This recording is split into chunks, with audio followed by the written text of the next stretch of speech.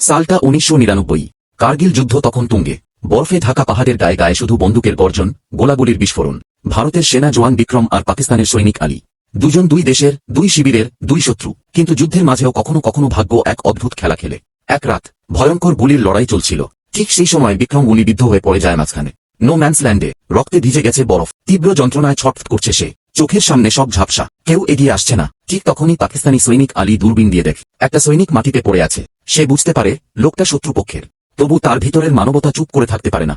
জীবনের ঝুঁকি নিয়ে সে দৌড়ে যায় তার দিকে। কাছে গিয়ে দেখে সে একজন ভারতীয় জওয়ান। আলী থামে না। সে জল দেয়, ক্ষতগুলোতে কাপড় পেঁচিয়ে ধরে রাখে, তাকে একটু শান্ত করে। বিক্রম কাঁপতে কাঁপতে বলে, তুমি তো শত্রু না, তুমি তো ভাই। আলী হালকা হেসে বলে, আমরা লড়ি সরকারের জন্য, কিন্তু মরি কখনোই মানবতা ভুলে নয়। পরদিন সকালে আলীকে গ্রেপ্তার করা হয়। কিন্তু বিক্রম গিয়ে সাহস করে জানায়, ও আমার শত্রু নয়, ওই আমার জীবনদাতা, ওই আমার মসিহা।